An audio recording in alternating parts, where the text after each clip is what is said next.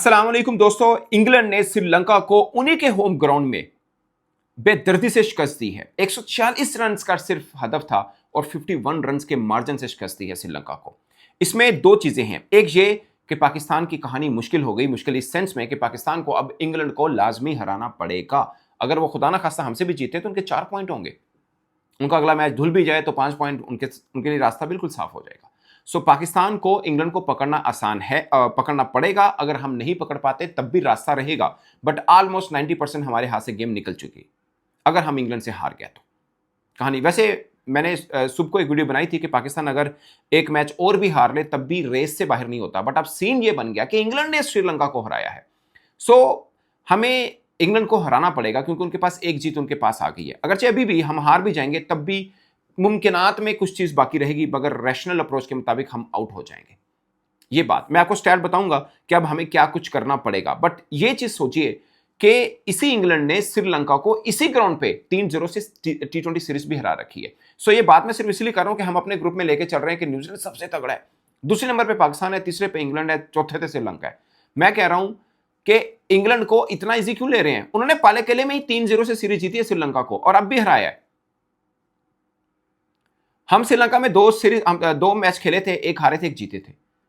उन्होंने 3-0 उनके घर में रह के हराया और आज फिर हराया, और जिस तरह से हराया आप सबको आपके सबके सामने है। मेरा मतलब ये है कि जब स्पिन ट्रैक बनता है ना, हम कहते हैं हमारे बड़े अच्छे स्पिनर्स हैं, मैं भी मानता हूं इस वर्ल्ड कप में सेकंड बेस्ट स्पिनर हमारे पास है आफ्टर इंडिया, मेरा मानना है ऐसा, या टू सम एक्सटेंट अगर इंडिया टीम के स्पिनर्स को मत्थे का कोई स्पिनर है ना, वो हमारे पास है। अनफॉर्चुनेटली हमने बरार को निकाला हुआ है। आई डोंट नो इंग्लैंड के खिलाफ खेलते हैं नहीं खेलते, मुझे लगता है नहीं खेलेंगे क्योंकि हमने 9 तक बैटिंग रखनी है। बस चले तो 11 ने 11 बैट्समैन रख लिए, उनको बॉलिंग भी करा ली क्योंकि ऑलराउंडर्स बहुत पसंद है माइक हैसन को। सवाल ये पैदा होता है कि इंग्लैंड के हाथों श्रीलंका की शिकस्त के बाद हमारा सफर मुश्किल है, तो कैसे मुश्किल है वो मैं आपको बता देता हूं कि अब हमें क्या करना है। श्रीलंका हारने के बाद इंग्लैंड मतलब 2 पॉइंट ले गया।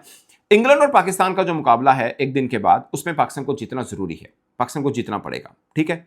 आगे वाला श्रीलंका अगर हम हार भी जाएंगे तो फर्क ज्यादा नहीं पड़ेगा, मगर ये जीतना पड़ेगा, तब भी फर्क पड़ेगा। अगर बीच में स्टैट कुछ और हो जाए तो नहीं पड़ेगा। मैं बताता हूं क्या कहानी है। यानी हमारे पास एक हारने की मार्जिन है, मगर वो श्रीलंका वाला हार सकते हैं, इंग्लैंड वाला नहीं हार सकते, वो मुश्किल हो जाएगी कहानी। पाकिस्तान इंग्लैंड मैच में पाकिस्तान जीते, श्रीलंका न्यूजीलैंड में न्यूजीलैंड जीते, जो कि मुझे लगता है न्यूजीलैंड जीत जाएगा श्रीलंका से, ठीक है। इंग्लैंड और न्यूजीलैंड में न्यूजीलैंड जीते, इवन इंग्लैंड भी जीत जाता है, फिर आपका टाई न्यूजीलैंड से पड़ जाएगा क्योंकि आपको फिर श्रीलंका को मतलब हराना पड़ेगा, वो वाली कहानी बन जाएगी। बट इंग्लैंड और न्यूजीलैंड वाले मैच में अगर न्यूजीलैंड जीतता है तो आपकी कहानी सीधी है, फिर हम श्रीलंका से हार भी जाएंगे, कोई फर्क नहीं पड़ता। यानी इंग्लैंड वाला मैच सिर्फ जीत के और श्रीलंका वाला मैच हार के, बाकी रैशनल अप्रोच है कि न्यूजीलैंड श्रीलंका को भी हरा दे, न्यूजीलैंड इंग्लैंड को भी हरा दे, तो आप फिर सेमीफाइनल में पहुंचते हैं।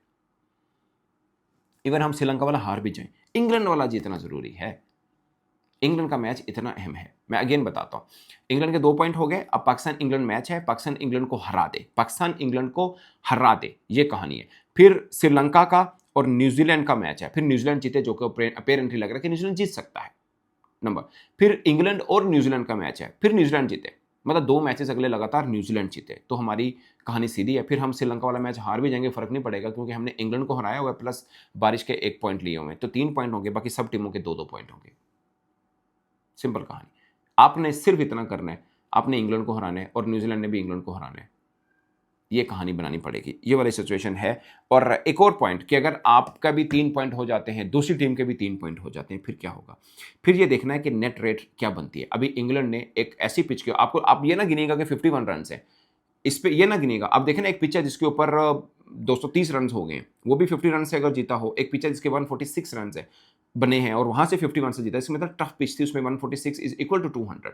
सो उसके 150 जो 51 का मार्जिन है, वो एक बड़ा मार्जिन काउंट किया जाता है। अमूमन जो क्रिकेटर्स की रेटिंग होती है ना, रैंकिंग बनाई जाती है, उसका इस चीज़ का मद्देनजर रखा जाता है। आई एम श्योर कि नेट रन रेट पे भी रखा जाएगा। खाली ये नहीं है कि आपने कितने रन से जीता, किस कंडीशन में क्या पिच कितने पे वो उठो, वो सब चीज़ें निकलती हैं। मिसाल के तौर पर एक प्लेयर है ना, जो रैंकिंग निकाली जाती है, उसके ऊपर पता है क्या, जो सिस्टम बना हुआ है, ये एक ऐप टाइप सिस्टम है, ऑटोमेटिक सिस्टम है, कोई हाथ से नहीं बना होता। उसमें ये लिखा जाता है किस पिच पे किस बैट्समैन ने क्या रन किए, किसके खिलाफ किए, किस पिच पे किए, उस पिच पे रन कितने थे, इन सब चीज़ों को निकाल कर रेटिंग पॉइंट निकाले जाते हैं। और मुझे लगता है, आई एम नॉट श्योर, मुझे लगता है कि नेट रन रेट का भी इसी तरह ही निकाला जाता है कि आपने किस पिच पे किस हरीफ को हराया, उसकी रैंकिंग क्या है, और जिस पिच पे हराया उस पर रन कितने बने हैं, दूसरी टीम ने कितने रन बनाए, तो वो चीज़ें काउंट होती हैं, फिर ये होता है। सो आज प्लस पॉइंट मिला होगा इंग्लैंड को खुला खुला, क्योंकि उन्होंने 51 रन से हराया। सो अगर पाकिस्तान का इंग्लैंड के साथ कोई ऐसा मैच पड़ जाता है जिसमें अगर इंग्लैंड और न्यूजीलैंड का मैच वो बारिश से धुल गया, उनके पास भी 3 पॉइंट हैं, अगर आपने हरा भी दिया तो आपके पास भी 3 पॉइंट होंगे।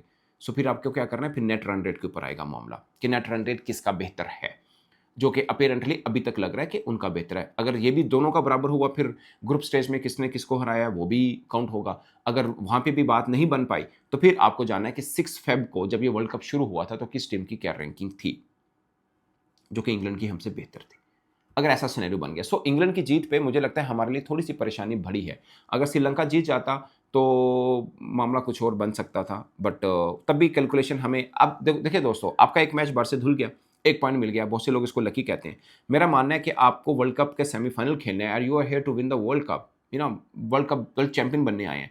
फिर आपको इफ एंड बट में नहीं आना। ये नेचुरल हो गया कि बारिश आ गई, ठीक है, इसमें आप कैलकुलेशन कर सकते हैं कि यार हमें क्या करना, क्या नहीं करना, बट वर्ल्ड कप जीतने आए तो आप दोनों मैच जीतिए, सीधा-सीधा। कोई ज़रूरत नहीं पड़ेगी किसी को भी कुछ करने की। आप दोनों मैच जीतें, इंग्लैंड वाला भी और श्रीलंका वाला भी, अगर बारिश से मुतासिर नहीं होता। अगरचे बारिश की पेशगोई है ज़रूर, तो प्रॉब्लम हो जाएगा थोड़ा-सा। इवन कि अगर बारिश भी हो जाती है पाकिस्तान-इंग्लैंड मैच में, हमें 1 पॉइंट मिल जाता है, हम श्रीलंका को हराते हैं, हमारे 4 पॉइंट हो जाएँगे। फिर भी मैटर करेगा कि इंग्लैंड के अगले मैचेज़ क्या रहते हैं। लाइक वो न्यूज़ीलैंड वाला मैच क्या करता है। अगर न्यूज़ीलैंड वाला मैच इंग्लैंड हार जाता है, तो इंग्लैंड के कितने पॉइंट बन जाएँगे? इंग्लैंड के भी 4 पॉइंट बन जाएँगे।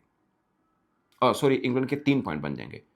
क्योंकि वो एक श्रीलंका से जीता है, पाकिस्तान वाला मैच अगर बारिश से धुल जाता है या अगर पाकिस्तान से जीता हो तो उनके 4 पॉइंट बनेंगे, पाकिस्तान के भी 4 पॉइंट हैं, फिर वो बाकी चीज़ें निकाली जाएँगी। सो ये सिचुएशन है दोस्तों सारी। अभी कुछ भी कंक्लूड करना कि कौन सेमीफाइनल में जा रहा है, नहीं जा रहा, एक-एक मैच से मुश्किल है। बट ये बात तय है कि इंग्लैंड के जीतने के बाद पाकिस्तान के लिए मुश्किल ये बढ़ गई कि हमें इंग्लैंड को हराना पड़ेगा। अब समझिए मेरे मुताबिक ना, इंग्लैंड-पाकिस्तान match to some extent quarter final है, टू सम एक्सटेंट। अगर वो हरा देते हैं ना, तो मैं कहता हूँ 70-80% हम सेमीफाइनल में। फिर हमें फ़र्क नहीं पड़ता कि हम श्रीलंका से हार रहे हैं या जीत रहे हैं।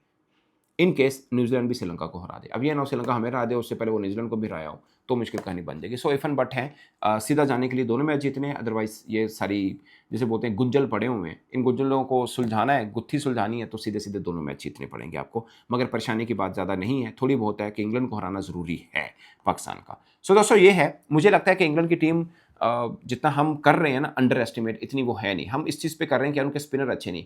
आदिल रशीद का रिकॉर्ड आप पाकिस्तान के खिलाफ निकाल के देखिए, बहुत शानदार है। बुरा नहीं है। और जैक ने अगर आउट किए हैं श्रीलंकन बल्लेबाजों को, तो आपको भी कर सकते हैं। फिर आर्चर का अगरचे अच्छी बॉलिंग नहीं चल रही, बट पाकिस्तान के खिलाफ रिकॉर्ड बहुत अच्छा है। सैम करन आईएलटी में इन कंडीशन में खेला, he was the man of the tournament in ILT टी20 अभी जो खत्म हुई है। बैटिंग बॉलिंग दोनों में अच्छा है, और सैम करन का पाकिस्तान के खिलाफ रिकॉर्ड भी बहुत शानदार है। सो उनके जो अब फील्ड शॉट उनके रन नहीं कर रहे थे अचानक, वो भी बड़े मैच में उन्होंने रन किए। सो ये है, बटलर उनका थोड़ा सा वीक एरी बने, बट आप अंडर एस्टिमेट नहीं कर सकते, सारे गुर हैं। हैरी ब्रोक पीएसएल बहुत शानदार खेला हुआ है, मोस्ट डिमांडिंग प्लेयर होता है पीएसएल का। अगरचे वो आईपीएल खेला और बाद में पीएसएल मुड़ के देखा नहीं उसने, बट मतलब पाकिस्तान को बहुत तगड़ा खेलता है वो। सो हमें मुझे लगता है कि मुश्किल रहेगी इंग्लैंड के खिलाफ। हम लेके चल रहे हैं कि नहीं इंग्लैंड को पकड़ने। जब इंग्लैंड श्रीलंका मैच चल रहा था ना, वो 100 105 6 पे उनके 6 आउट हो गए थे।